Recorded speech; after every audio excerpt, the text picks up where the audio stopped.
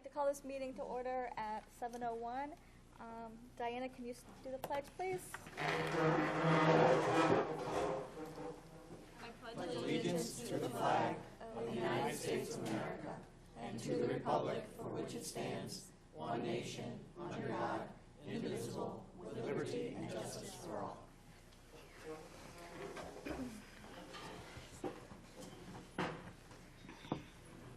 Can I have a motion to adopt the agenda? So moved. Second. Greg, Dick, all in favor? Aye. Any opposed? Any abstentions? Thank you. Okay, we're going to do the approval of the minutes separate, if you don't mind, just in case we have people that were not there. So let's start with approval of the minutes for the regular board meeting on March 13th. Can I have a motion? So moved. Dick? Second. Melissa? All in favor? Aye. Any opposed? Any abstentions? Thank you. Oops, that was me. I apologize. Approval of the minutes for the special meeting on March 20th. Can I have a motion? So moved. Dick? Melissa? All in favor? Aye. Any opposed? Any abstentions? Abstention. Karen's abstaining. Okay, and then approval of the special meeting on March 27th. Can I have a motion? So moved. Dick? Second. Melissa? All in favor? Aye. Any opposed? Any abstentions? Thank you very much. Okay.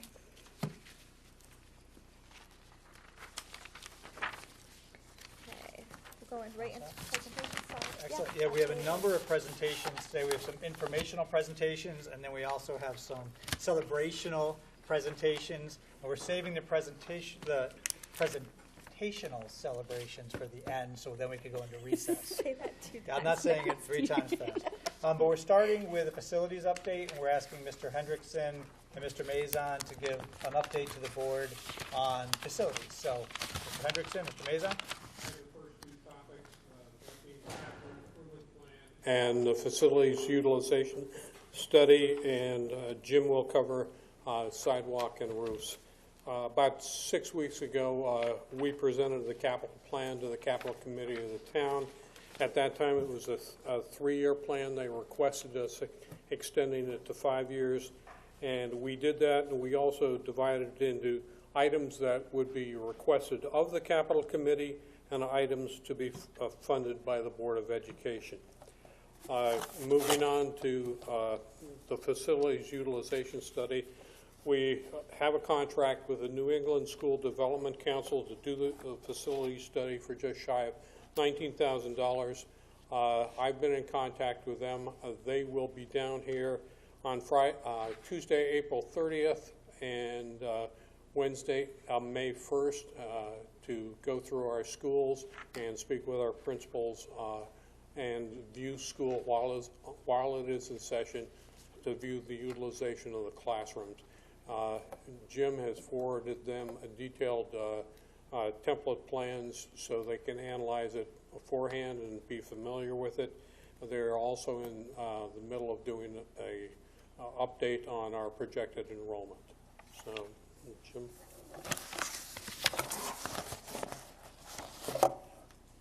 The sidewalks at the high school here takes 3 days to do the project. We were hoping to have it done next week when there were no students here. We need 3 nights where it doesn't get below 40. Tonight's going below freezing, so we really can't predict the weather, and it looks like rain for most of next week. So as soon as we get a little bit warmer weather, we're going to do it, and they'll work at night to, you know, after school hours. Once the kids are out, they'll come in and start their work and get it done that way if we can't get those 3 days next week. The roof project, we talked about getting a thermal scan done for the 3 schools other than the high school, just to see where, if there's any deficiencies in the roof, so we can get repairs done before the roof starts leaking like we've had a leak at Plymouth Center. So that's our next step in the roofs, is to have the thermal scan done, which should be done in the next few weeks, and get some results out of that. And that's it for the... Yeah, and that will come out of the facilities budget. It's not, we're not asking for any money for that. Any questions? Well, I just got a quick question. Do you want Paul up there? Do you need Paul? No, I just, that May date for the facilities people coming? Yes. What was the date? I just heard May. Excuse me, it was Wednesday, May 1st, Oh, May 1st, okay. and Tuesday, Yeah, I got April I got 30th. the April, I didn't get the May. Okay. Thank you. Any other questions or comments? Okay, thank you. Great. The next presentation is, we want to bring to you the accountability report that the state does each year. And we want to give you, we told you it was coming in this month. So Ms. Parsons and I, your Director of Curriculum Instruction, and myself are going to tag team this one a little bit, where Ms. Parsons will start. We want to give you just a review of where we are from 2017-18 in terms of the scores and what we believe it currently is telling us. So Ms. Parsons will start, and then I'll join her. So we'd like to update you on the accountability index. This is a presentation similar to one that we did around this time last year. With the accountability index, there are 12 different indicators that the state sort of ranks us on and scores us on. They're like the indicators on our own report card. So you'll see that the first three indicators are related to our performance on our summative state testing. The fourth indicator has to do with chronic absenteeism. And then there are several indicators that talk about preparation for college, post-secondary entrance rate, graduation rates, and then physical fitness and more. The accountability system serves many different purposes. The first is to track the progress of our district over time. The second would be to help us see areas of improvement and also strengths, but areas where we can also make some improvements and where support may be needed the most. It helps us to recognize successes and promotes transparency across the state. So all districts are rated on the same indicators using the same measures, and it actually almost becomes, it's all public knowledge. So there's a website called that Dr. Summerall will refer to later on. And on that website, you can look up any district and drill down to any school level in order to look for those accountability scores. So what you see is a chart, and I'll also note that this entire presentation will be posted online, so if there are slides that you can't quite see all of the detail on, you can look those up on our website later, or you can go straight to EdSite. So what you'll see is that this is our actual accountability index, and going down the left-hand column are all of those indicators, and then you'll see our score, what the state target was, how many points we earned out of how many max points, and then the percentage of points we earned and the state average percentage of points. So there's different ways to look at the data. So for example, if I look across one of the indicators for ELA performance, our index score is a 65.4. The target was a 75. So we earned almost 44% of the points out of 50 points. We earned 43.6 out of the 50 points. I'm sorry, that is just the raw score, 43.6 out of 50. And we earned 87% of the points, while the state average percentage of points earned was 90. So we're a little bit below where the state is on that one indicator. So you can look at all of the other indicators in a similar fashion.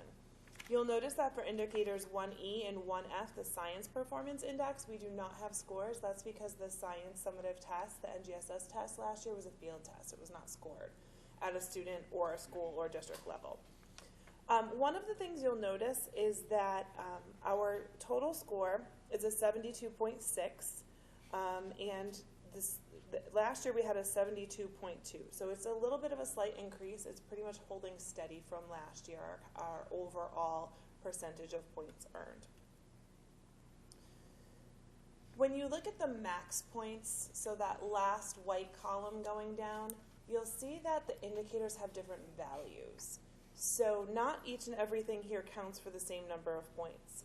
What you will see is that the indicators under number 2, the growth indicators, and our graduation indicators down at the bottom are each worth 100 points. So we're getting double credit for how each individual student in the district is growing and for our graduation rates. So those are areas that we need to pay particular attention to. And overall in this chart, some of our weakest scores were in individual growth. And what that boils down to is really we've had great levels of performance over time, and we've worked very hard year over year to increase our overall achievement. But with some of the cuts we've had to make and loss of some coaches and slightly bigger class sizes across the board, we're not as readily able to spend that individualized attention with each and every student to make sure each and every student is growing at their maximum potential. So that's something we just want to keep an eye on. We still have pretty high overall achievement, but we need to make sure that we're valuing, and because the state is also valuing that individual growth. So this is a quick breakdown of each individual school year over year.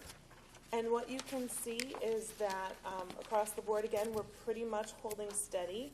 The most growth was made at Terryville High School. They went from 69.2 to a 72.7, so they grew about 3.5 points over percentile points in the accountability index. And they've done a lot of really great work focusing on their SAT. You've heard Mr. Holtz talk about their SAT prep courses that they're doing, as well as their chronic absenteeism. That's something we hear about a lot at our district data team, and we track over time, and tracking kids in their graduations. So what the high school does is that starting freshman year, they track kids, are you on track to graduate in the 4 years? And that's helping us monitor to make sure that the kids are graduating in a timely fashion.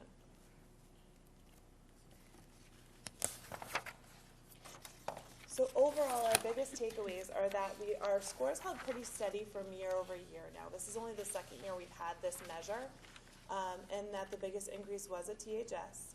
Our growth areas that we're identifying off the bat are maintaining our high levels of achievement and that individual growth over time, where I was talking about the double points. We still need to continue to focus on that chronic absenteeism, especially of our higher needs students, that is broken out in the index, and access to arts classes. So as we work for those higher levels of achievement, we need to maintain and sustain the individual growth. So what you can see down at the bottom is our year-over-year overall scores and where we are in relation to the state. So we've made slight increase from last year to this year, and we're just a couple points below the state average overall. Hand it over. I'll stay here if you don't mind, No, because then there'll be that's questions we can kind of go back and forth. So those are the takeaways. If you can just go to the next slide, Ms. Parsons. So we obviously want to talk about what we're going to do, how we're actually going to make improvements. And we've talked a lot about our district improvement plan, our school improvement plans, and those are the crux for how we talk about making sure that we're focusing on the right things. So we've developed our district improvement plan so it actually mirrors that of the state accountability system. So we know that we're tracking the information that ends up on this accountability plan. And the good thing for us is the stuff that's on that accountability plan for the state is actually things that we believe are important too. You know, things like chronic absenteeism, achievement scores, growth scores. So they're all valuable from that perspective. One of the important parts to think about is as a district data team, we use formative assessment points frequently throughout the year, as do our teachers in schools, to see how we're doing.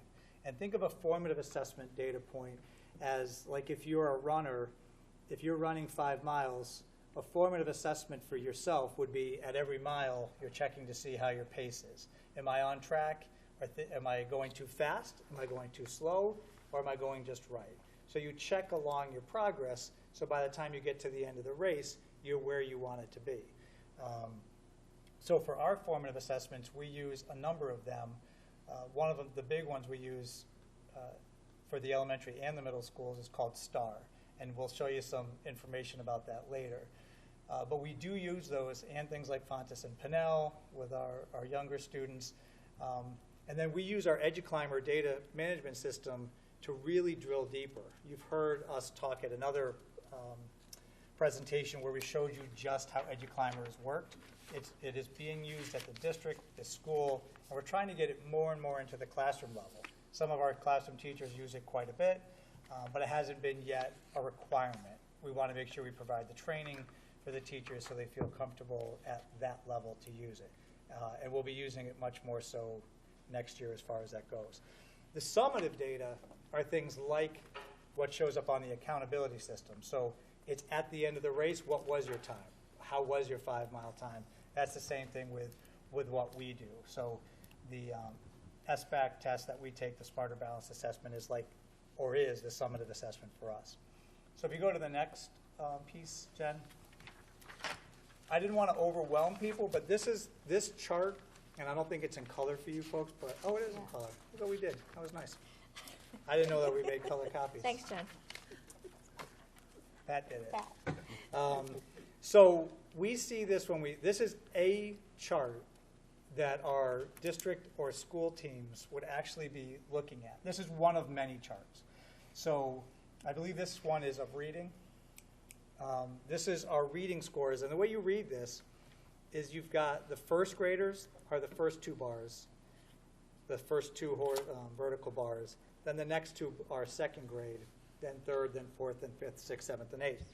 So what this shows is that in the fall, our students took the STAR assessment, and we see how they did, and then in the winter, we do another check-in, and then we do it again in the spring to see how our students are doing. So when you look at this chart, if you're a student, and if you're a teacher of these students, you want all your kids in green or above. That means they're at the level that we're really hoping for and wanting for our students. But unfortunately, you do see a number of students in the yellow, which are, they're close. They're on the cusp of making it. You can be high yellow and you can be low yellow, just like you can be high green and you can be low green. So obviously the kids closer to the green are closer to meeting proficiencies. But we worry about the kids in the orange and the red. Those are children who need additional support. And that could be tiered support from one of our coaches by pulling them out, but it could also be support with the coaches going in, and it could also be support with the coaches working directly with the teachers and trying to make sure they develop individual plans for those students. The great thing about our program is if I clicked on any one of these parts of the chart, I can actually pull up the actual kids. We're not doing that here because that would be inappropriate. I'll show you a chart next where you can see some of that. But you can actually drill down to see where the children are, and you did that check-in. Which one of our children need intensive help, which one of our kids need some help, and which of our kids don't need any kind of intensive help. But this also shows us which students need to be challenged. So our teachers use this also for the top range here, making sure that if you're up there, we want to make sure that you continue to grow as a student as well. So that's important to notice about this. And our district plans, teams, and our school teams, and our classroom teachers are able to dig into that. If you go to the next chart, and there's a lot of data here, and I don't want to spend too much time talking about it, but pretend there's a list of names to the far left. And you don't see those names, but you can actually take a look at a child year over year over year, and you can see if they're progressing or not progressing. And if not, what are we going to do about it? So you can see that top line there, that 238. The students scored a 238 in the fall of 16-17, and then the spring they actually scored a 359. That's very good growth. And you can watch that student grow over time. But something did happen in the fall where he became yellow. A lot of reasons why a student might drop. Could have been a whole host of things. So I don't want to know, I can't say what this child is all about. But the teachers would talk about that. Well, here's why I think it is. Here's what we need to do about it. And depending on the level of support they need, we provide that support. Ms. Parsons mentioned our issue is we don't have always enough resources to go around to provide the tiered support, the tier 2 and the 3 support, that intensive support that some of our students need. So we do worry about being able to keep up and keep those kids moving forward. So that's part of where we were taking some cuts over the years. We ended up reducing some of that staff. Over time, we want to bring that staff back and make sure we provide that. So that's that piece. I don't think there's a final, oh yeah, there's another slide here, but let's not click on those at this point. One of the things I think is important to note is that we want all students to reach their growth potentials, right? So we're talking about students at the high level, middle level, low level, and we're going to keep doing that. If we're not able to provide the support to students in the lower levels, if they don't already have special education support, they may become identified and need that. There's a whole process to that, and I don't want to say it would definitely happen, but with increasing percentage of special ed students, you have increased costs there. So I'm looking at actually Mr. Bourbon here right now. This is another one of those pay me now or pay me later. We really do need to make sure we're providing the supports to our students early on, especially K-3, to make sure they get what they need while they're younger. Otherwise, it could end up becoming more costly. The gap grows. We see it in all of the charts that we look at as the children go. So we're hoping over time in our budgets we continue to add some of that support to our staff. So there's a couple of extra links that I won't go over now, but if anybody's interested, all of that information is online. You can look specifically at what our district improvement plans say, and you can look at every school improvement plan. They're right on our website. It's on the far right-hand side, drop down a little bit. It says improvement plans. So you can go there if you want to see specifically what our schools and the district is doing. But that's what we wanted to provide to you tonight. And Ms. Parsons, is there anything else you want to add to close? But overall, we're doing fairly well given the resources we've given. We've identified some areas of weakness that we want to continue to grow on. But I can't say enough about our teaching staff because they really roll up their sleeves every day. They're working in the trenches every day with our students, getting the job done. We're just trying to make sure we provide them the training and the tools to make their job doable and manageable. So take any questions for either one of us. Does preparation for CCR mean AP classes? So there's two indicators under preparation and career readiness, both coursework and exams.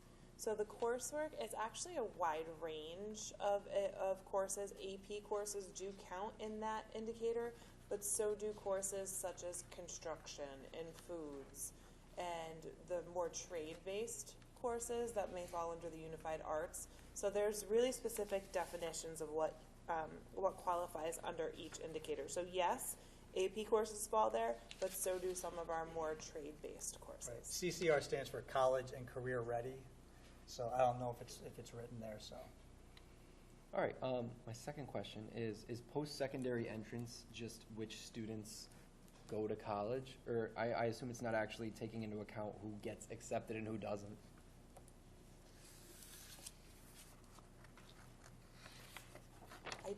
It's the entrance rate, so it's who actually attends. Yeah. So, okay. We have been looking at the definition of that, and we're sure that it includes 2- and 4-year colleges. And I know that I was going back to look and see if trade schools were also part of that. Yeah. Okay, so it's just who decides to go to college. They're not.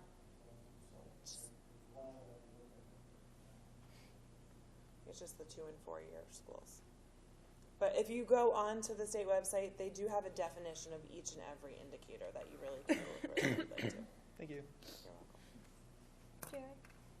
Actually, I have a comment. It's not really a question. It's a comment. Okay, and I've had this conversation with the superintendent. I do believe it was last week we had, in a phone conversation. I can tell each and every one of you, if you go into that ed site, there's a plethora of information there. And you can actually go and compare towns that are near you and find out what you are. One thing that I can tell you, if you look at, it's one of the graphs that shows Plymouth Center Elementary School. They're either in the 1 or 2 category. They were another school of distinction again this year. Which is kudos to, I don't know if Mrs. Collins is here. Could you please say kudos to your staff? Yeah, absolutely. We've had lots of conversations about this with our staff. Well, this is from me personally. Yes. Okay? Could you Jerry would please like say to kudos to your staff for me? I really appreciate it. Yeah. It's kind of nice when I went clicking on that site and I saw that little school of distinction that was there. So, I'm sure they worked very, very hard there, and it shows in their improvement. So thank you very much, Mrs. Collins. And That's we it. actually, that's our fault, because we actually intended to mention that tonight. So I appreciate that you brought that up, because Plymouth Center was identified as a school of distinction for high-need students in math this year. So they're in the top 10% of students, and it is very specific. It's the students who are in the high needs band, so they're in the top 10% of all the schools in of the state for getting high needs kids up in growth. So it is definitely It's a kudos. feather in their cap. Yeah, I did, and since you brought us back to that page, I did want to note, because I found it interesting, because we're saying to you that the high school had the largest growth from year over year, but yet there's still a 3. The reason they're a 3, and I confirmed this today, is their actual achievement scores would have made them a 2, but the state dings you if you have any kind of a gap.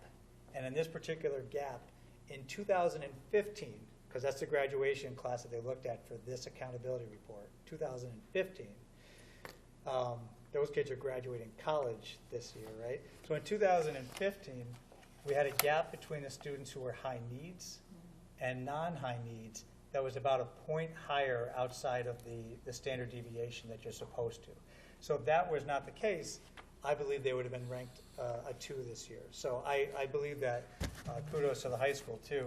It's too bad that that gap dropped them from a 2 to a 3, because they're legitimately technically a 3, but that's another point of just highlight. So. Anything else? Just one other comment so people understand the 2 to 3s and a 1s. The state does, when you go on EdSite, they explain to you how they score. The lowest is a 5 and the highest is a 1. The concerns that they have are the 4s and the 5s. You know, that's when you look, they will tell you that. So when you're looking on the site, if you see a 4 and a 5 in your school system, then the state's looking at you, you know. Intensely. Yeah, well, that's a good adjective to use. So, And it is all public knowledge, and Right. I've known people who, when they go to look for houses in school systems, it definitely is a tool that they use. They'll go on, the public sites and see. So it's great to be able to promote our schools that way. Thank you. Okay, next. Moving on. Moving on. All right, so moving on, we're getting into now the more celebratory type pieces of this. So we, as the board, had to work hard, as you know, and there's also a number of committees who had to work hard because we have 2 fabulous people who are retiring from the administrative team this year, both Mrs. Tranks from the Director of Special Education position, and Ms. Collins, who I know is over there. I heard her voice, and I saw her earlier.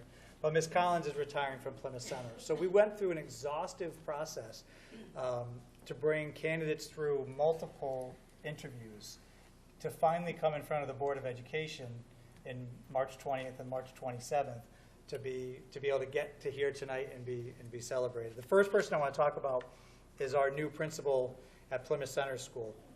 We had a number of great applicants. Yeah, Sheriff, if you want to come up, that'd be great. I was going to have her come up after, but you're the boss.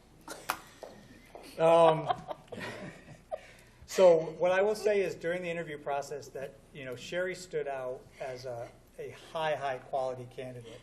She's committed to students, she's committed to excellence, and I believe that she has the right mindset for taking Plymouth Center from where it is right now and continuing to move it into the future.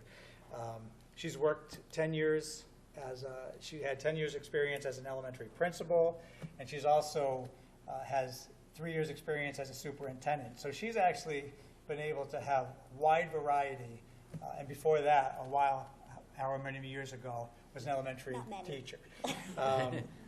So she's had a lot of experience at the elementary level. We're certainly sad to see Ms. Collins leaving us, but that's an inevitable stage of the process. But we're excited to see Ms. Turner join us. So wanted her to come on up and say a few words. So Ms. Turner, it's all yours. Great, thank you, Marty. It's nice to see all of you again. I really, truly am honored to be named the next principal of Plymouth Center School. I'm excited to be part of such a wonderful district and community. I'm excited to get back into the building principalship, as I talked a lot about during the interview process. I think I'm most excited to get to know the students, the staff, and the families at the school, and to be a part of the great work that's going on here, and to give people the opportunity to get to know me. So thank you so much. I really do appreciate this opportunity, and I'm very, very excited. So thank you. Welcome. Excellent. And we're going to do a recess after we do these presentations, so everyone will have a chance to connect. So you'll have a chance to connect with Ms. Turner later. We also, like I said, have the Director of Special Education. So where's Ms. Ehrenheim? Is she out there somewhere? Yeah, I know. I saw you giving her the hi-ho.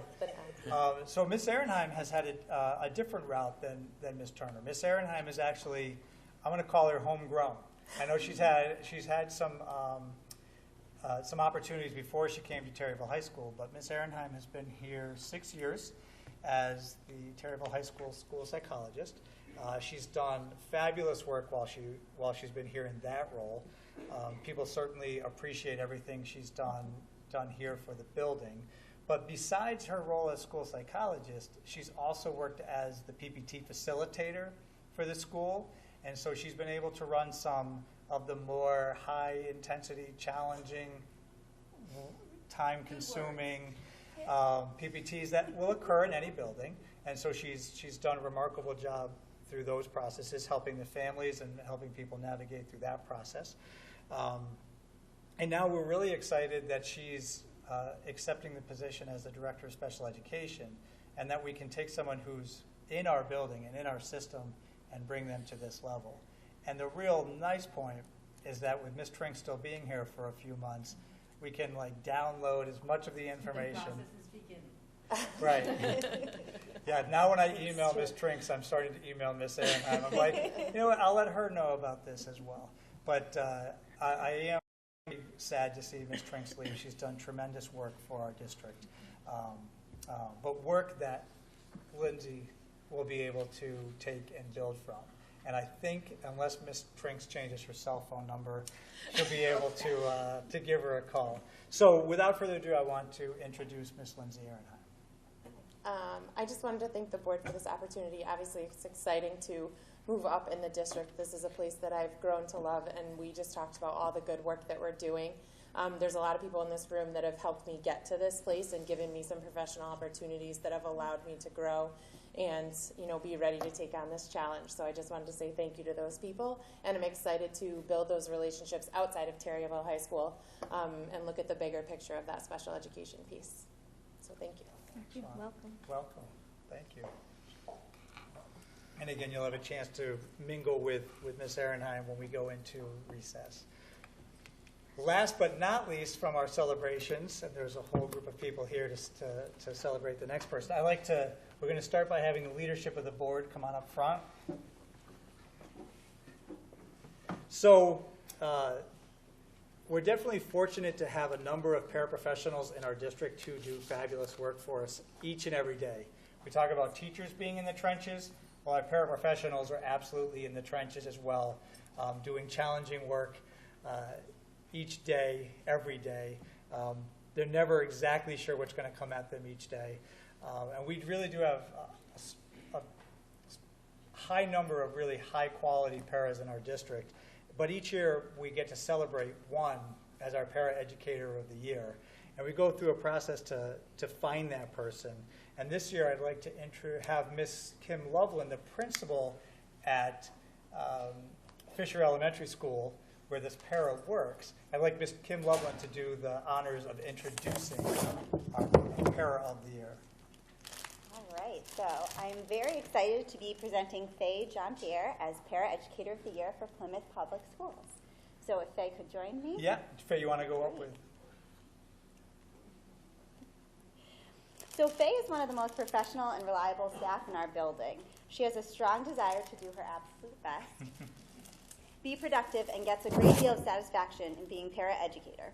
She voluntarily stays after school to plan and prepare for students the next day, and oftentimes reflects with her team on how she can better implement a plan and inquires on the best approaches to support student learning. Faye works within our behavior program where she supports students who have a high need for flexible support and consistency. She's extremely adaptable, which allows her to support her students in the general education environment and to access the curriculum with their general education peers as much as possible. She seamlessly provides differentiated instruction that supports the learning styles of her students, such as recognizing when her students need breaks or quieter work environments. She notices which students work well with the students she works with and provides that feedback to the classroom teacher so groups can be made that are more inclusive and less disruptive. In addition to understanding and consistently providing her students with academic accommodations and modifications, she consistently implements intensive behavior plans that are integral to decreasing challenging behavior over time. She follows them precisely and with fidelity, collecting all pieces of data needed for the team to assess effectiveness.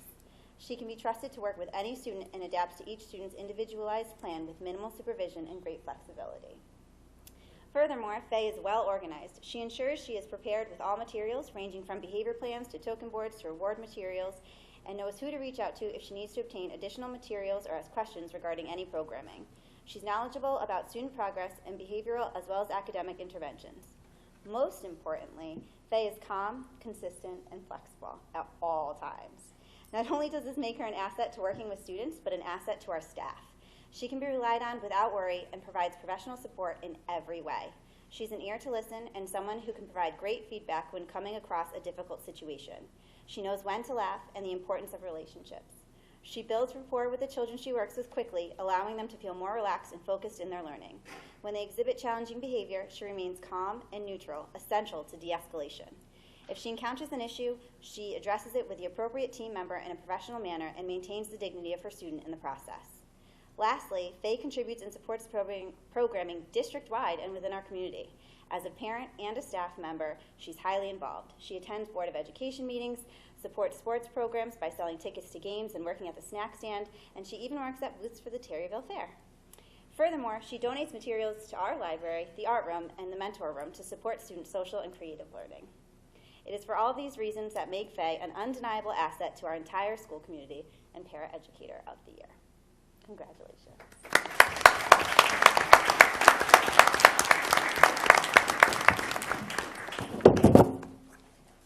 Faye, do you want to say a few words?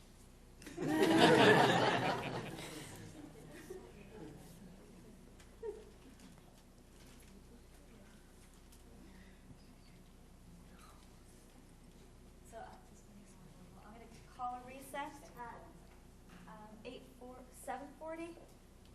Have a motion, please? Second. Dick, second. Melissa, all in favor? Aye. Any opposed? Any abstentions? Okay, so what we're going to do is we're going to have so the entire board will come up.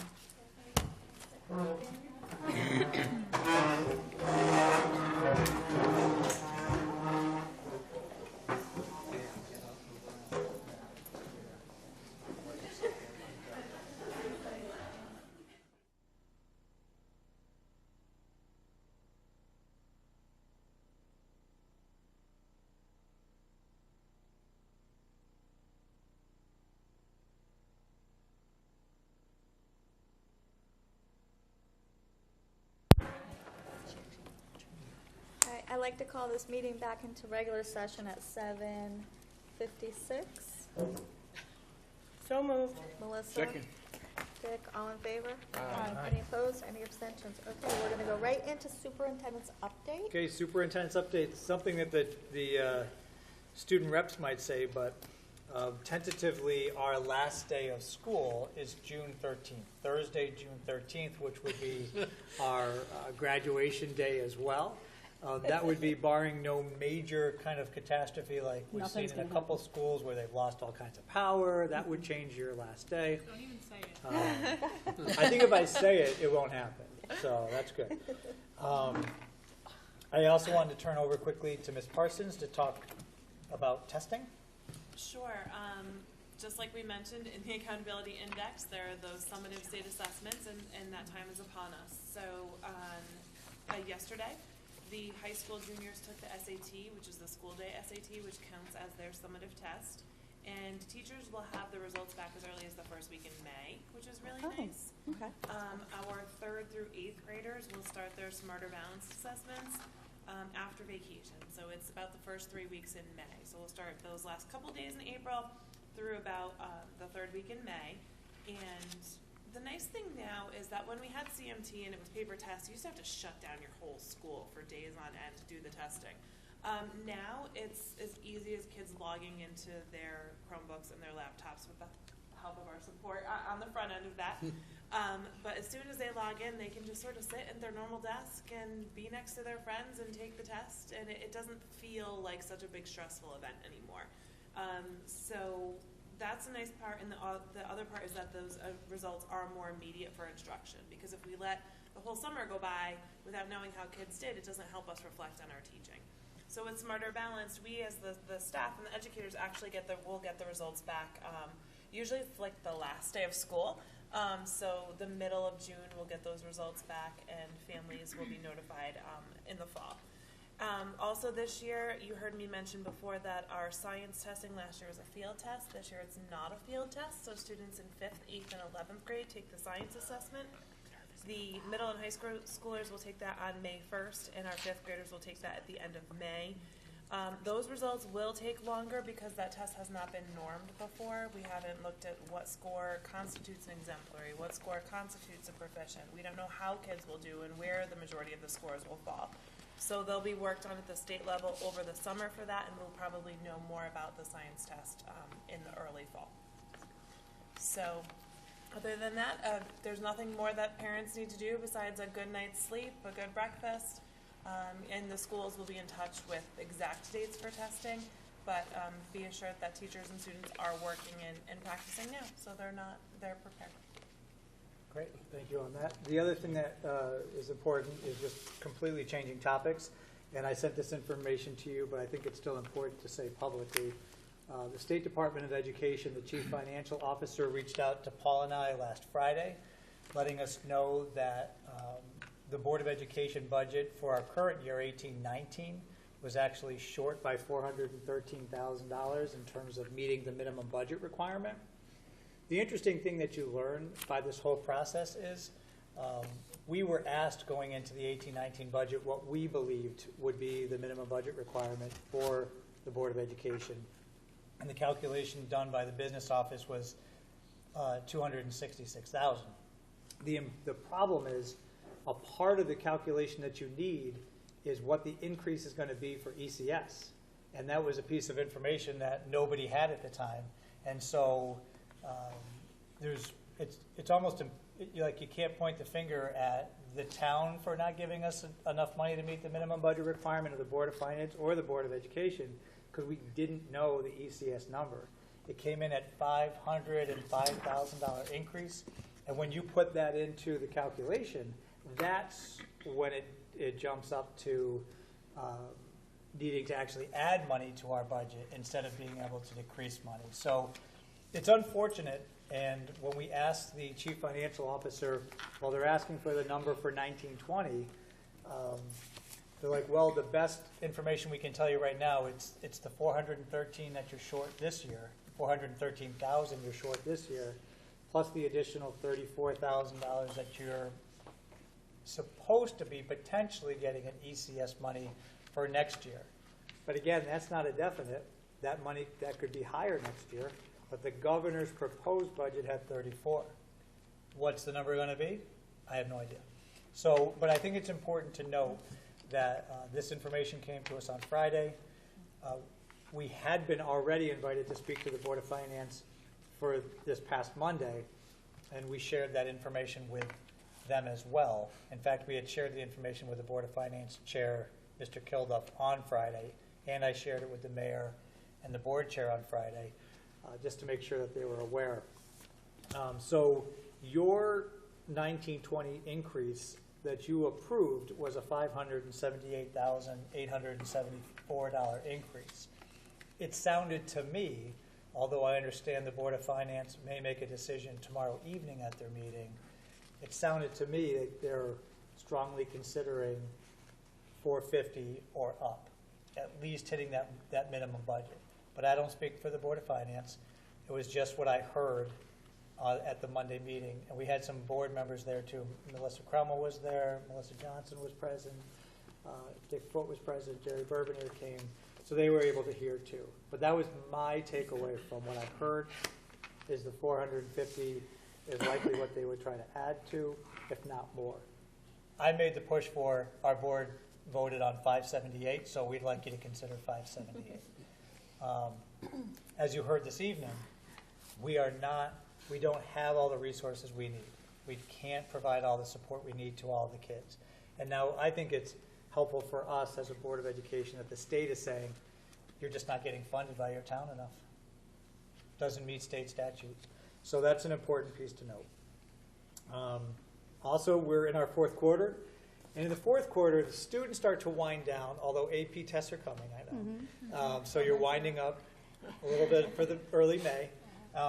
But as students are starting to think about summer and start to think about, no more teachers and no more books, the administrative staff with the teachers are starting to think about 1920. We've obviously been working on a budget, but now we're starting to think about goals for 1920, what's our most important priorities to accomplish for 1920, whether they be academic, behavioral, technology, special education. So the work for us actually starts to ramp up a little bit.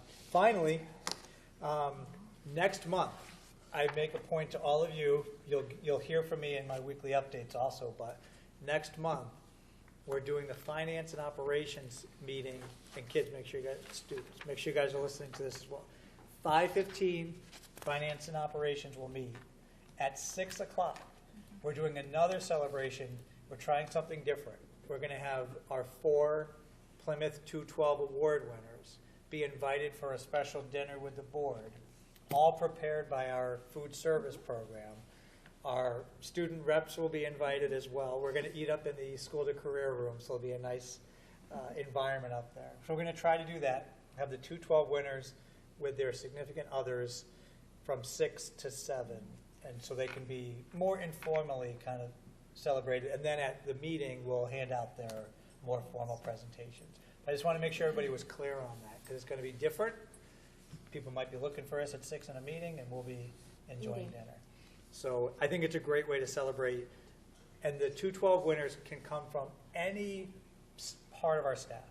Could be custodians or paras or teachers or administrators. So this award was created to celebrate the many staff members that we have. And besides that, I just hope everybody has a terrific April break. And that's the end of my report. Jerry? I just need to build on Marty concerning the state. Okay, I think one thing you failed to mention was that the state was supposed to let us know in October of last year. Of 18, yep. Right, to let us know that we were not at the MBR level. And unfortunately, when did they call you to let you know that? April 5th. All right, so the state made a huge faux pas. So it's kind of tough to all of a sudden try to figure out, especially in the budget cycle now, that this gets thrown at you, that you need $450,000. So some of the onus is we can throw at the state too for not letting us know. Just to add on to that though, the $413,000 was supposed to be given to us this year. So if we got that letter in October, the town was going to be told, if you look at the letter, and it's Right. a public document now, that letter says this year. Right, correct. That the town has to come up with this money. But they're saying, whoa, we got this out to you very late. It doesn't put the town in a very good situation. So they're saying, we're going to try to work on that. But for 1920, this is a clear problem. You're going to have to solve it. So you should solve it. So, but thank you for bringing up that point. Just for clarification, so everybody knows that it doesn't. Thank you. Good, very good point. Anything else? I just have one quick clarification Sure. question. So the MBR, so the money, the $413,000, that was for the school year 17-18? No. It was, okay, This so is that, current. so they're saying that we, in this current fiscal year, did not meet the minimum budget Correct. requirement. Yeah. Which pretty much means by default, there's no way we're going to make it next year if we stayed flat. Okay. Yeah. Anything else? Okay. Oh, wait, sorry. Just a Oh, question. sorry, just a I'm question. sorry. What amount short are we again? For Let's 18, say the 19. upcoming budget. So Or do you not know that because we don't have the right, information? I can't say with any complete confidence. But what the chief financial officer of the State Department of Education says, it's a fair number to say the 413 that we're short this year, and there's a $34,000 bump for ECS funds for Plymouth for next year. So adding those two numbers together is a fair starting point. What did we ask for again? What did we ask for? Yeah, as an increase for the budget. Oh, 500 and, 78,874. thank you, Okay. what he said. Yeah. So it's pretty close to what so essentially, we've been saying we need this money, and now the state is saying it's not inappropriate to be asking for that money. I think I need to bring a bigger frame oil filter. Yeah, get the biggest one. Anything else? Okay, moving on. Student reps, Diana? Right, so on March 28th, we held our spring extravaganza here at Terryville High School. We had a great turnout, a lot of parents and students, and we had some amazing performers from around the community, and also some really fun events. And the PTSA was also able to raffle off 2 prom baskets with prom tickets, which was a really cool thing that they were able to do for the students. So next week is the Town of Plymouth's Week of Kindness, but since we're going to be on April break, we are celebrating it this week, and we're actually doing it through 3 things. Through our student council, we're having people write like little notes to each other with just like, you know, kind things and like hey, I think you're great too. Just stuff like that, and then we're actually going to deliver them. And then we're having people write on sticky notes just like something positive about the school or just positive in general, and then we're going to hang them all up, and then everyone's going to wear purple, or we're going to try and get everyone to wear purple on Friday, and it'll just kind of bring something nice to our school, make it kind of a more positive environment, so it'll be cool. And we already have a lot of responses. Like, we got a lot of participation, which is really cool, because we weren't sure how kids were going to feel about it. They're going to be like, oh, this is stupid.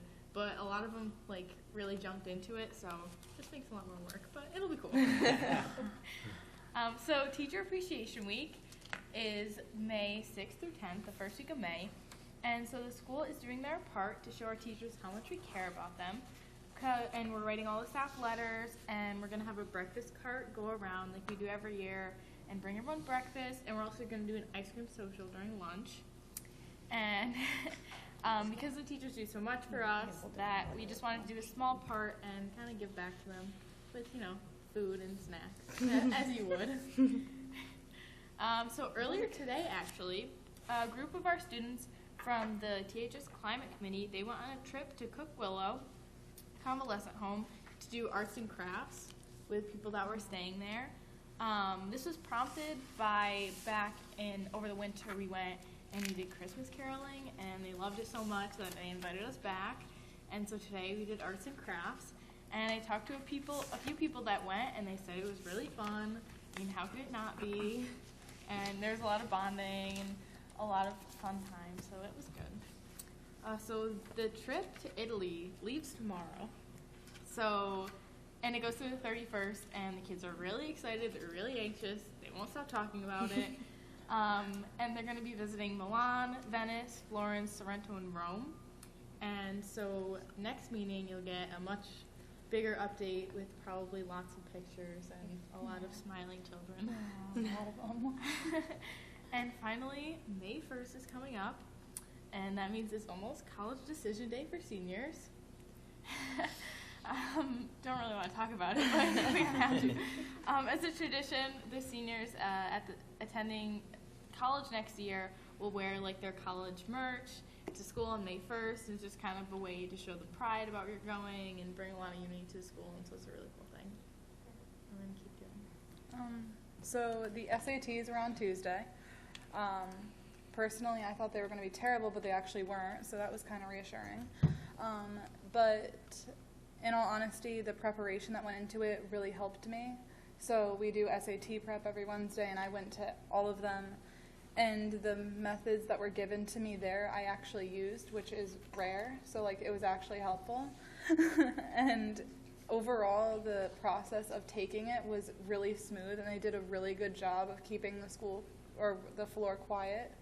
And if like someone came in, it was incredibly quiet. I didn't even know they were there. So overall, it was a really good experience, and it was less scary than I thought it was going to be.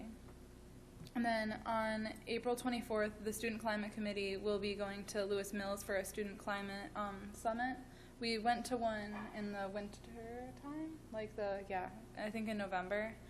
And we liked it a lot, and we wanted to see if they were hosting another one, and we got invited to another.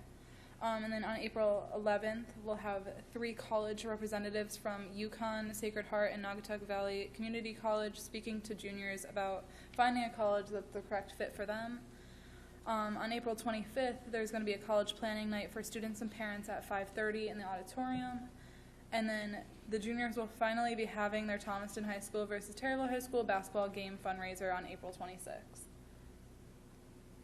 So more tests coming up. The AP tests start May 6th, and they will all be held in the library. And the band and chorus will be heading to Hershey Park this weekend to perform. And their spring concert will be held on May 6th. And, our annual career fair will be held Thursday, May 2nd, and Friday, May 3rd. And the spring sports have started. Baseball has a record of 1-2, as well as softball, and track had their meet yesterday, which was in the rain, which I wouldn't want to be there, and a lot of them did very well. And we also had the Easter egg hunt this past Sunday, and it had a really good turnout, and everyone had a fun time collecting Easter eggs and taking pictures with the bunny. Any questions or comments? Josiah? Question for Taylor. When you took the SAT, when you studied for it, did you take the PSAT? Yeah, I took the PSAT so freshman and sophomore year. Did you think, what was more helpful, the Wednesdays that you prepared for the SAT or taking the PSAT? I think that the PSATs were more helpful. Like, I would not want to eliminate that for any means at all, but I think that was more helpful in the sense of I knew what I was signing myself up for. I knew what I was going to be doing. It was more reassuring, but the actual prep helped me with strategy because I'm not very strategic, and so getting those methods helped calm my mind a little bit in what exactly I was going to be doing and how to do it correctly. And so I think that they worked hand in hand, but I think the PSATs were definitely more helpful. That's all I got. Cindy, I attended the spring extravaganza as well, and it was amazing. It almost felt like you were in a concert. The performances were really, really, really good. And the Phantom of the Opera trip, I was able to be a chaperone on, and a lot of the kids really enjoyed that. They went to New York City and saw the Broadway performance, and they really had a good time. It was for music and drama. And I also attended the Easter egg hunt, and at first I was a little worried, but then all of a sudden, there was this huge crowd, and the kids went crazy, and everyone got a lot of eggs. There was a lot of candy. The bunny was super cute. And it was a really good time. The kids did a really good job putting that on. Compliments of the Lions. Yes. And there were no fallers this year. That was a little disappointing, but Disappointing. Oh, Diana. gotta keep yourself entertained. You do. And when little kids fall, they're really close to the ground. There was a double whammy last year, though. They just bounce. There's what? Some kid tripped last year, and then some kid tripped on top of him. Oh, God. Dominoes. They just get up and keep moving. Yeah, they just. Yeah, oh yeah. We'd be on the ground for an hour. Okay, moving on to first public comment. Name, address, and you have 3 minutes.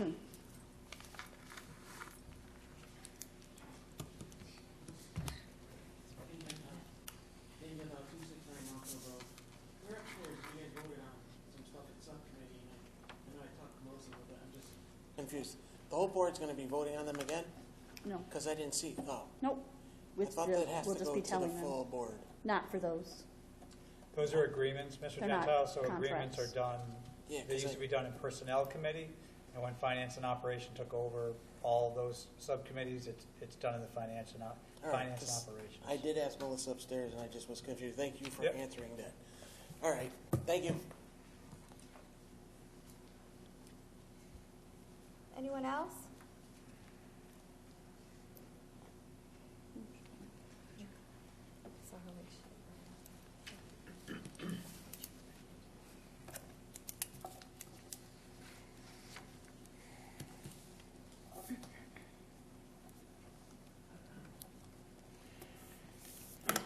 Good evening, everyone.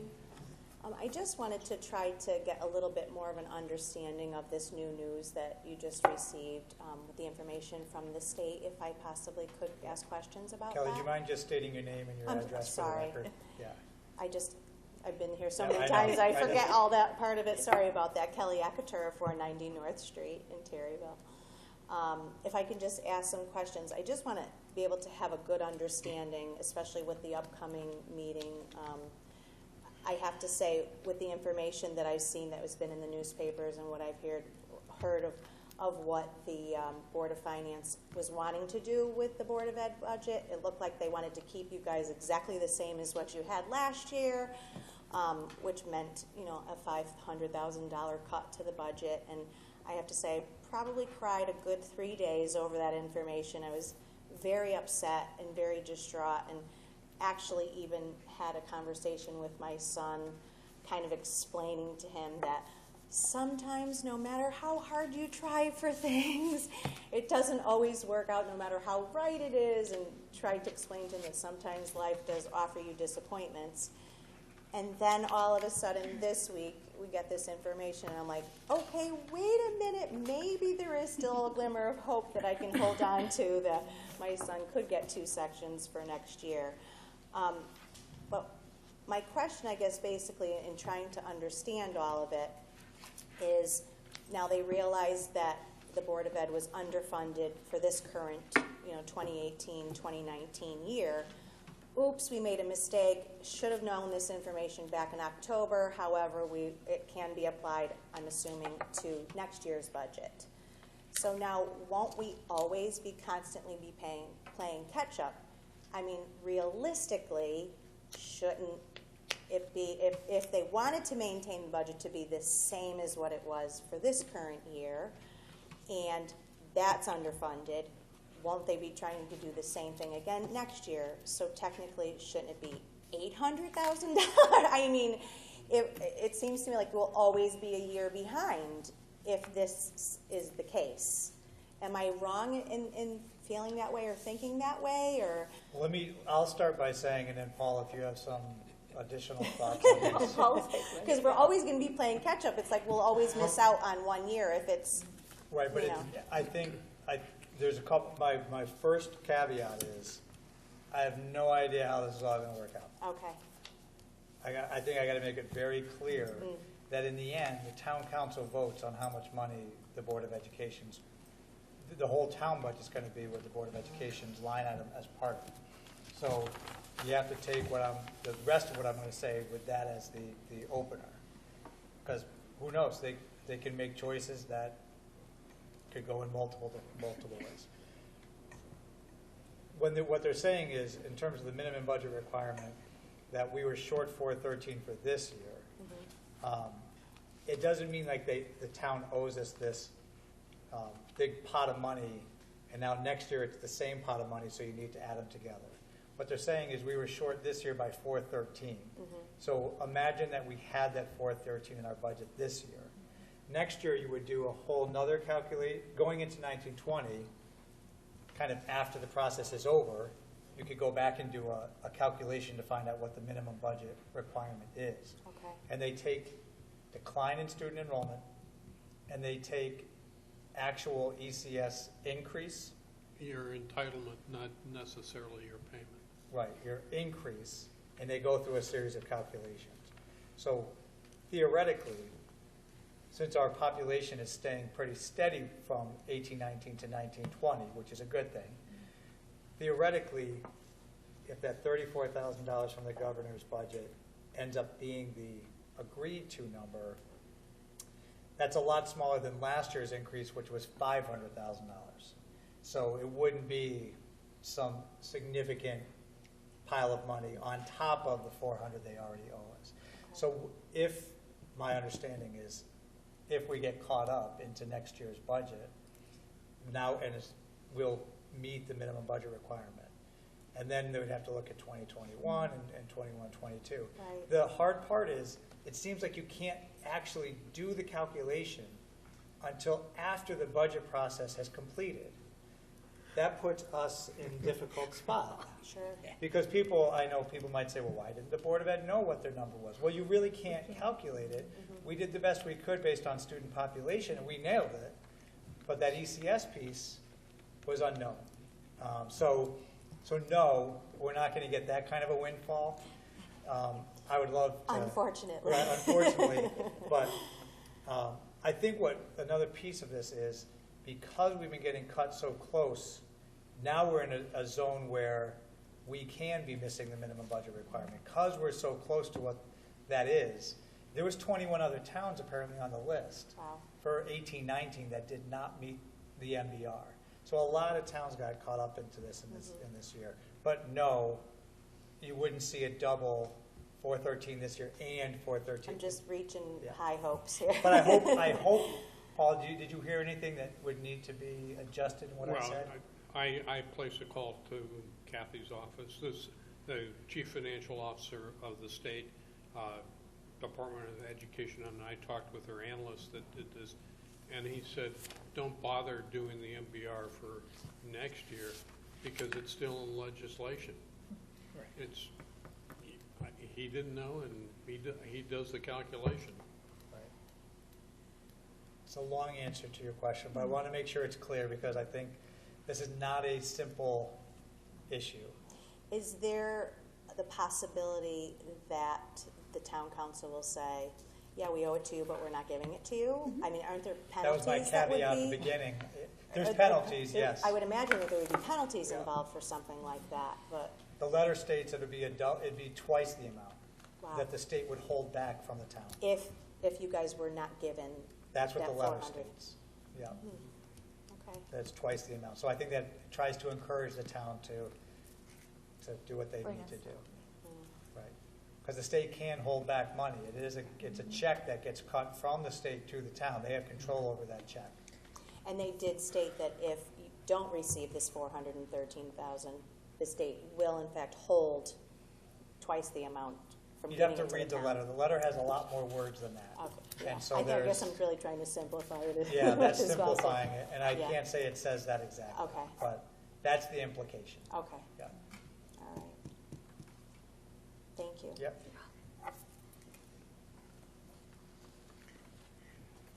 Dr. Summer, can I give the layman's terminology? Because I was at that meeting. I will give you the common sense approach to it. Okay, put a target on the wall and have a dart. Okay, and then make the target move. All right, and try to get a bullseye. That's the way the MBR sounded to me when it was explained to me when I was at that meeting Monday.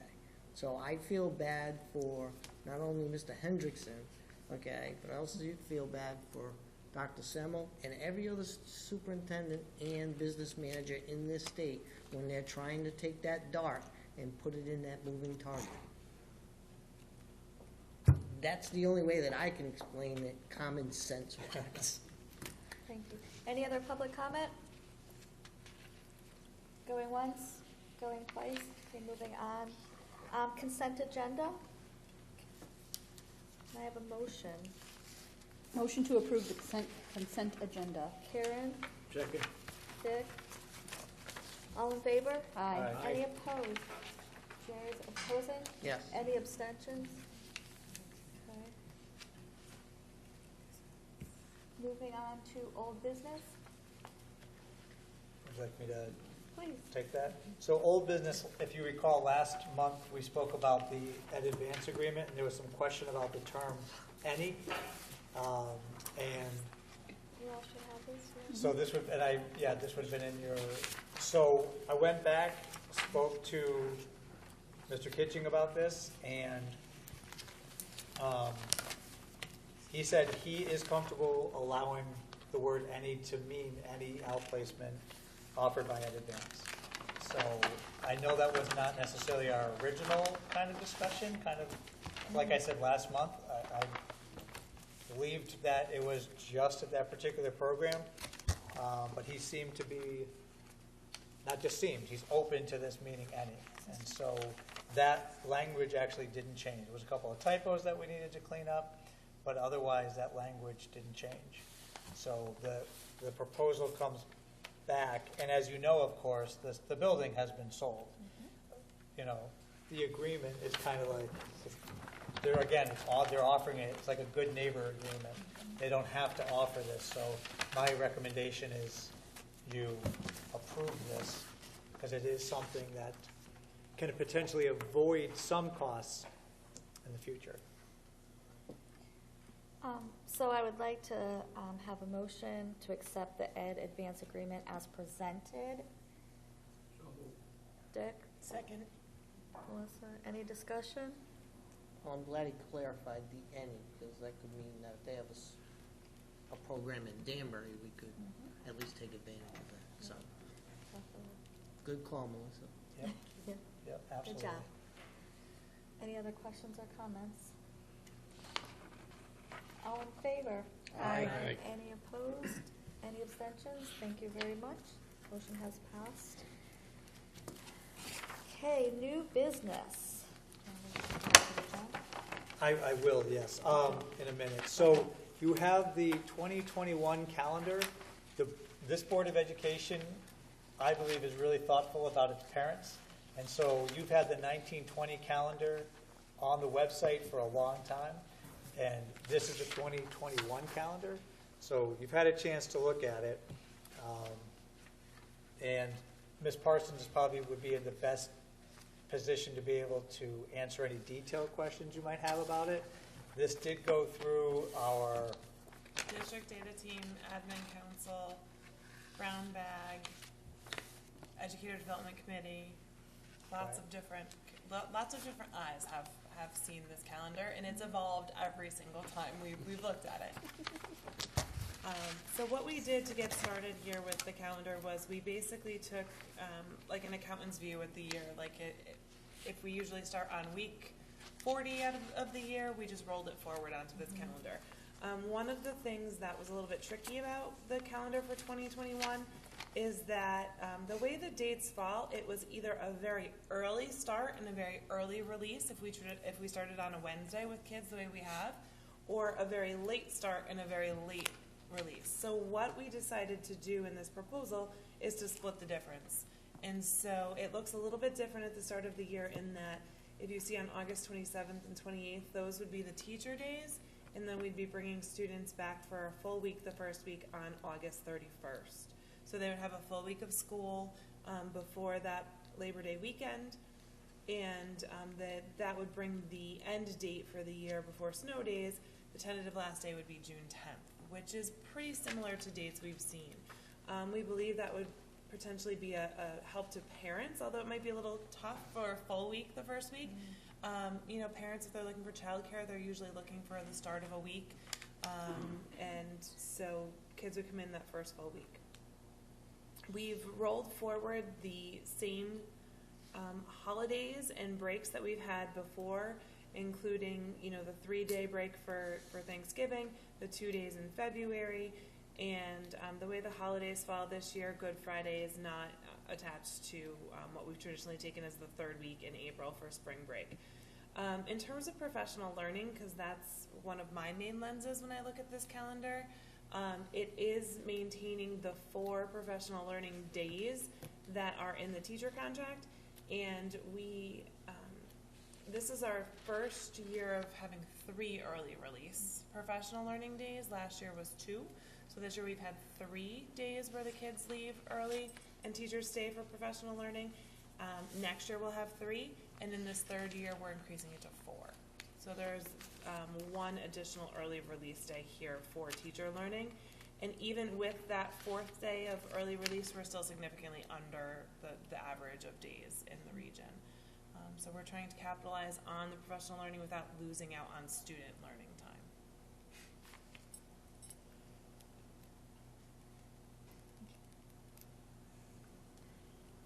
Do you have a question? Oh, I thought Josiah was going like this.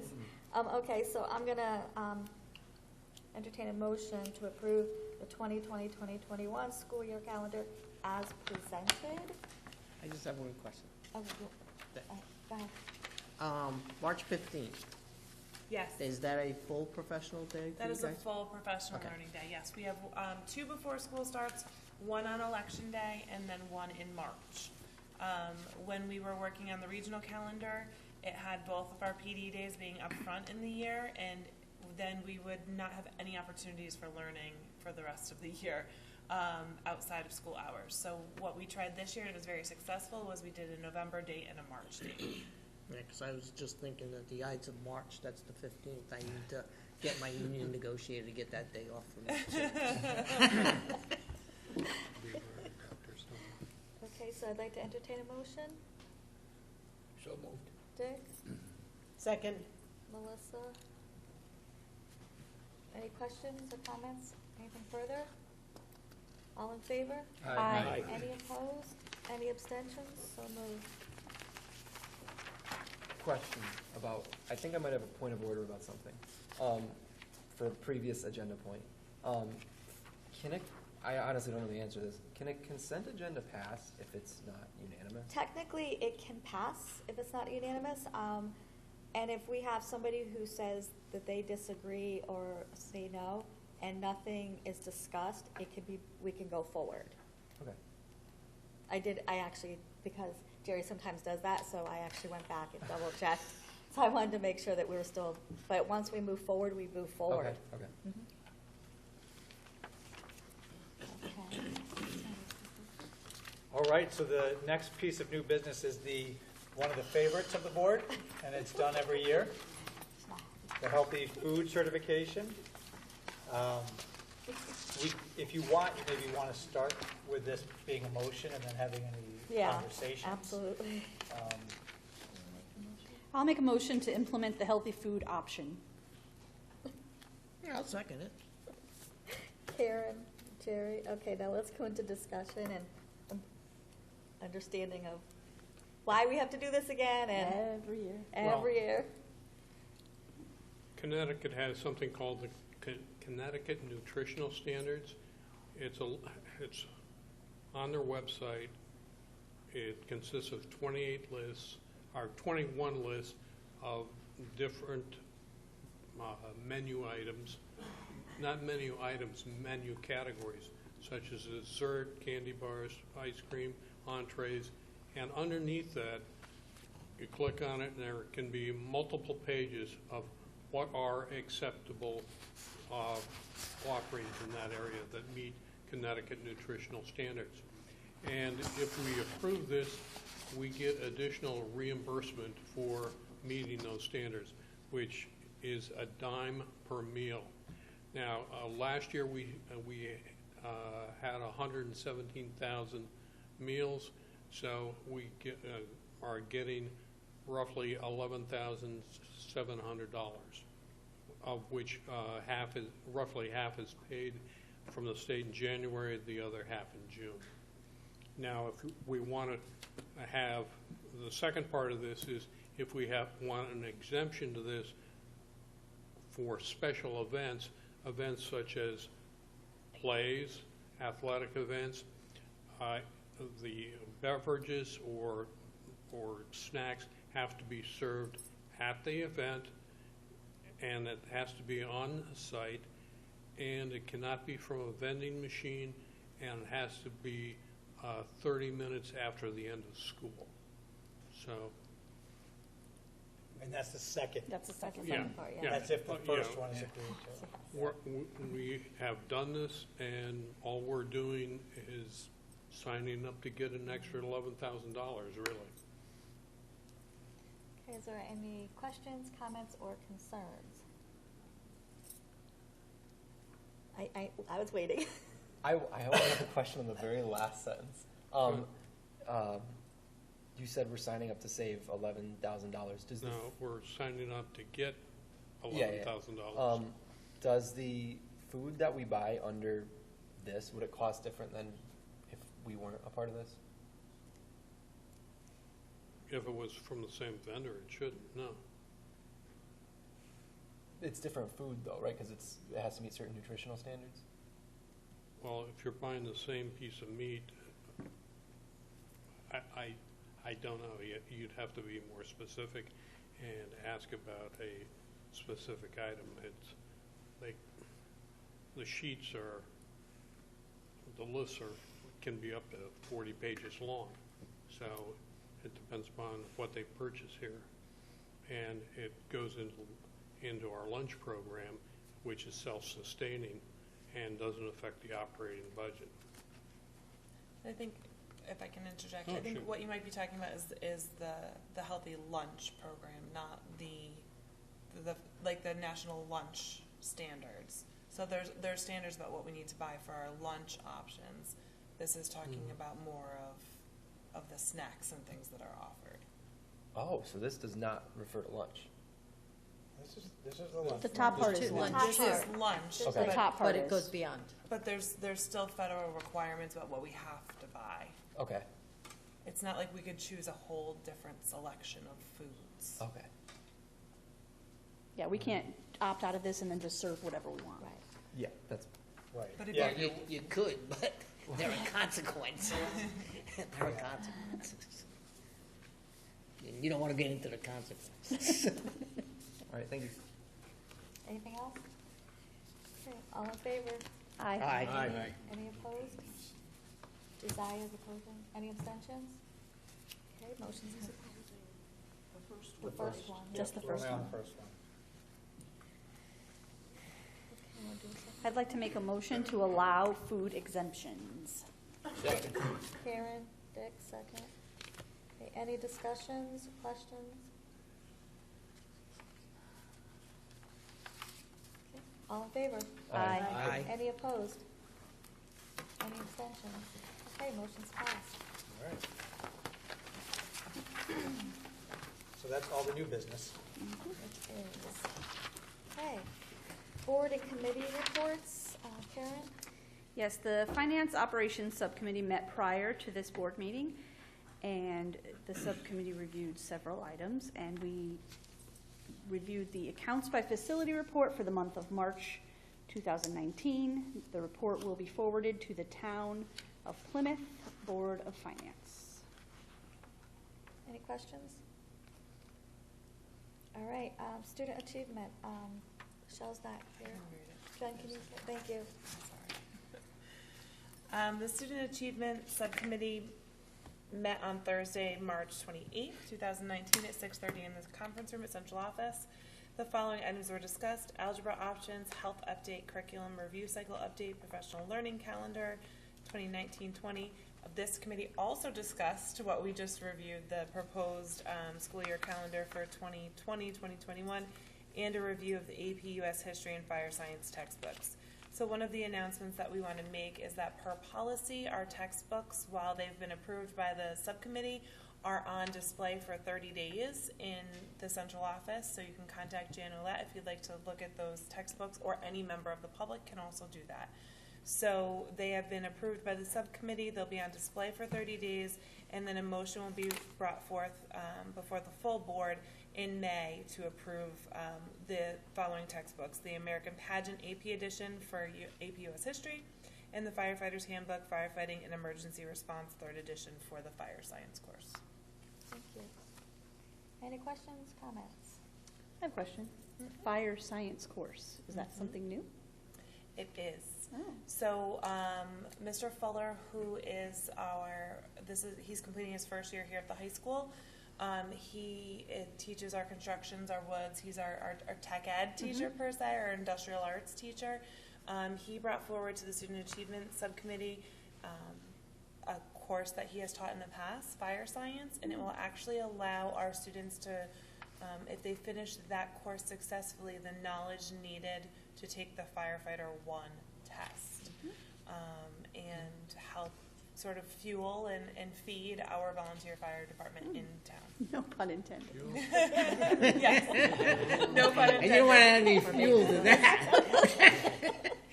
That might be like a Ridgefield experience. That's really good news. I always like to hear we have something new offered. Yeah, and he's been in touch with the fire department in town, and they're very excited for the partnership. Excellent. Thank you. It's amazing because some kids actually go to school for that fire one, so that's amazing. Yes. The college, I mean, so. Yep, and that's I'd great. have to go back to my notes, but I believe they will save both money and courses and time if they've done some of the work here. Great. And again, connecting back to what we talked about earlier, this will count as one of those like career trade Right. type classes. Terrific. Good. Great. Anything else? Okay, moving on. Okay, second public comment, 3 minutes, name, address, please. Going once, going twice, moving on. All right, board liaisons to school. Greg? Meeting's next Tuesday. It was actually last night. I just found that out. Last night? It was last night, yeah. Yep. My calendar's all screwed up. So no report for Harry S. Fisher. Josiah, Plymouth Center? I was out of town, so I was not able to make it, even though I wanted to, so Cindy's got it. I'll do the next 3.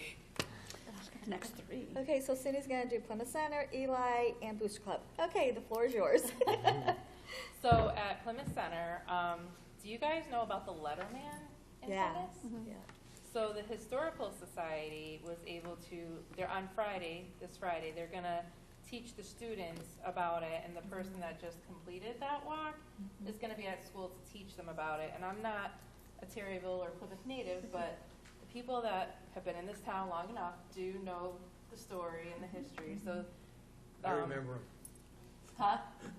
He knew him personally. Oh, really?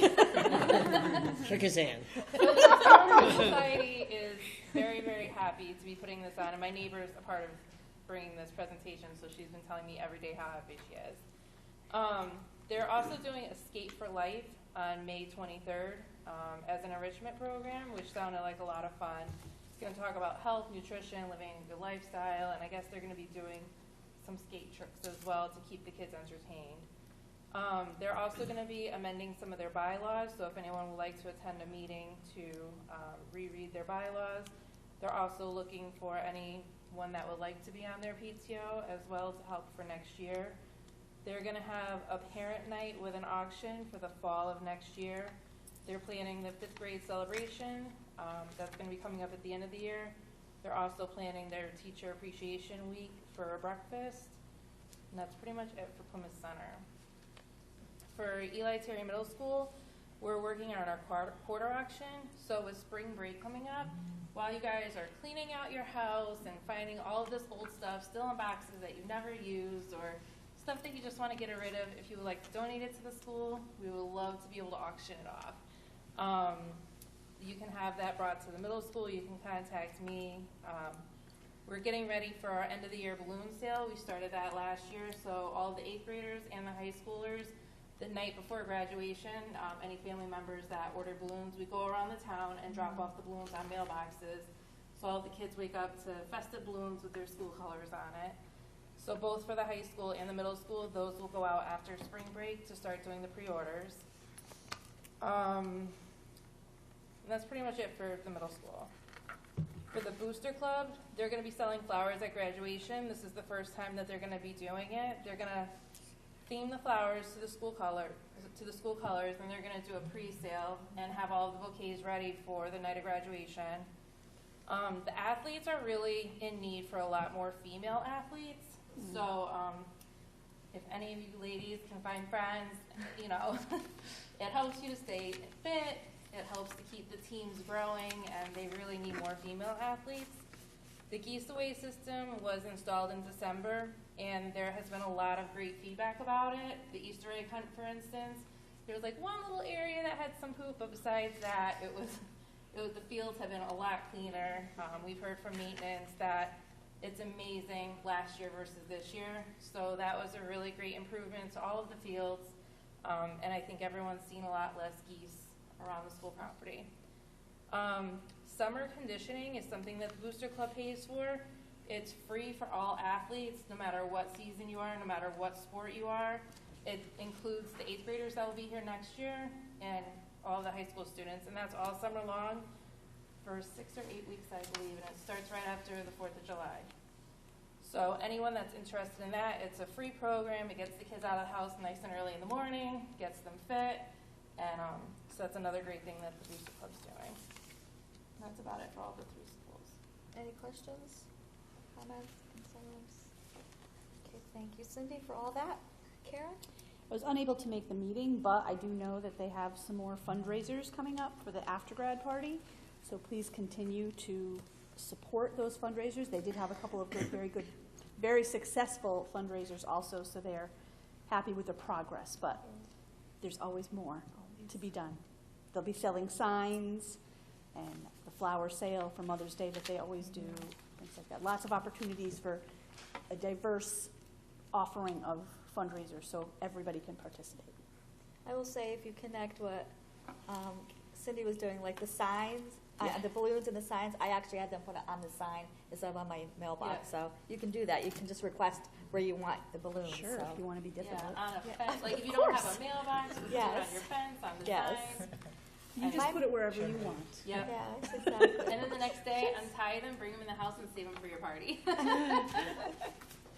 Okay, SEPTA. Just quick question, Karen, the flower sale, is it still on Plymouth Center Green? And do you I'm have not a sure date? that it definitely will be, but it usually is on Plymouth Center Green, yes. Okay, and that's usually the weekend before Mother's Day, correct?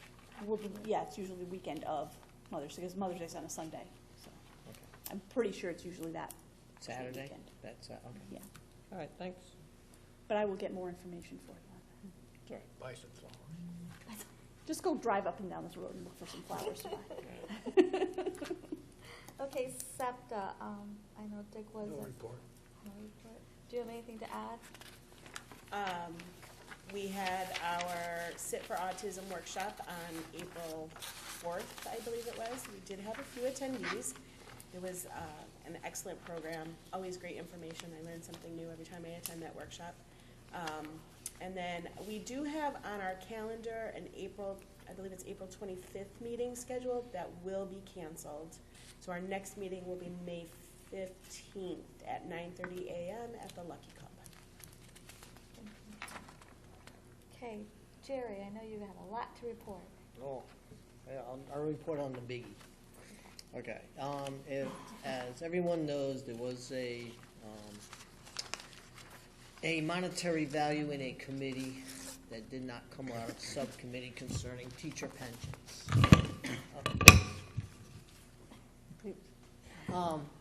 There was a bill in subcommittee that towns and cities would be on the hook for giving a certain percentage of money from their budgets to the teacher pension system. That bill failed in committee, probably due to a lot of school systems and residents who are like, are you kidding me? Now I have to take education money and give it to the state, for the teachers. And we haven't never ever done that before. But in today's Waterbury American, the governor is now going to look at the legislation, even though it didn't come out of committee. He's going to talk to the legislatures to see if he can get that put into next year's budget. So that's something that, I'm sure CABE is going to start, and you yourself in your organization is going to look at. So he's foregoing the committee part and going straight to the legislature to advocate for a certain percentage of money. And it will depend on if you meet the state requirement. If you're below what the state standard is, you will pay maybe 5% of your budget. I believe that's initially what was proposed. If you're above that, then you will pay more money. If you're an affluent community, you will definitely pay more money. It just depends on where that state thing is. So that's something to keep an eye on, right now, because that still looks like it's in the mix, even though it didn't come out of committee. So that's the biggie. Anything else? Any questions? Okay. I'm actually going to report something too from mine, so I'll go right into it. So the last advanced meeting was this past week, and a few of us went to CABE, and Patrice, who is one of the policy people from CABE, she actually came to Advance and kind of did a recap of what we learned, and she talked a lot about the regionalization piece and how most of it died in committee, but that the governor's bill changed its wording to say not regionalization but shared services. He's still pushing that, but it hasn't gotten through. The last day that the legislators meet is May 3rd, so it's coming up quickly, so they have to get through a lot this year. But it was nice to she kind of had more of a personal one-to-one with us because CABE was a lot of other people. So also wanted to report that CABE actually put together this communication plan, and they have a template that districts can use. They're using it right now for recruitment for their particular, working with for them.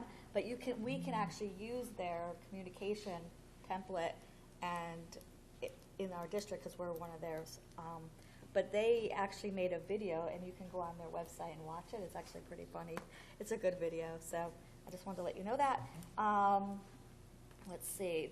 Also, our rec just got like $40,000 more money to be used within our district. So they're figuring out how they're going to redistrict, how to spread the wealth through all of our towns. So that came about. Let's see. We talked about, of course, Main Street School. That was a big topic there. So, and that's kind of it, I guess. Yes, that's good. Any questions? Okay. So before I go on to the next part, I'm going to have the girls, you guys can leave. Thank you. Thanks, ladies.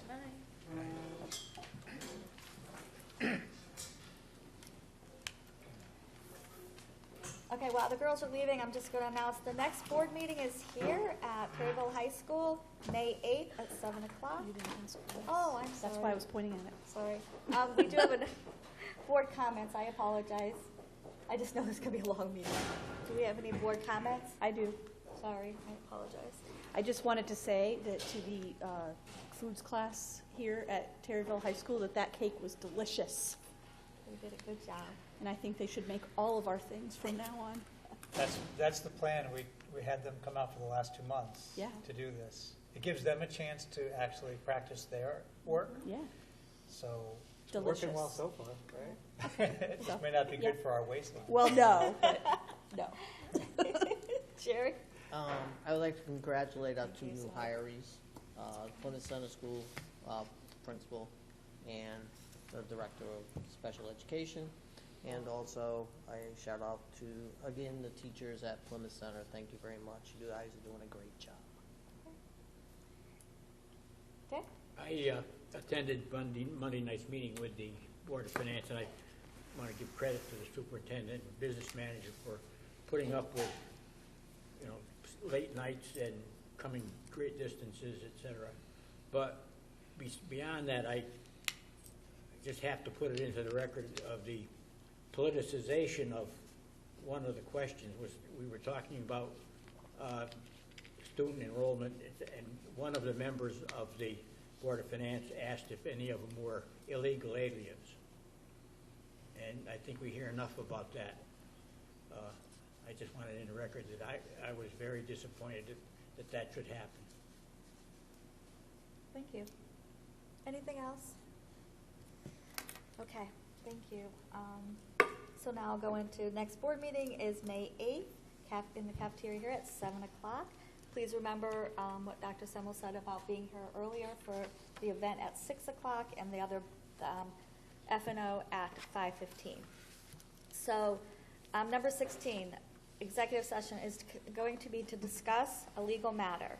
Discussion regarding strategies and negotiations concerning the pending litigation of Warhonski's Transportation LLC versus Plymouth Board of Education and All-Star Transportation Incorporated Superior Court action. And B, personnel matters update on the business manager's contract and the extension of the contract for the superintendent of schools. Can I have a point of order? Sure. I just have a quick question. Sure. Concerning the 2 contracts for I'm not really sure if it's a legal reason or not. Is the reason why that those weren't in our board packet so we could kind of look at it? Or does it need to be, because of legal reasons, you need to bring it up, like, in the executive session?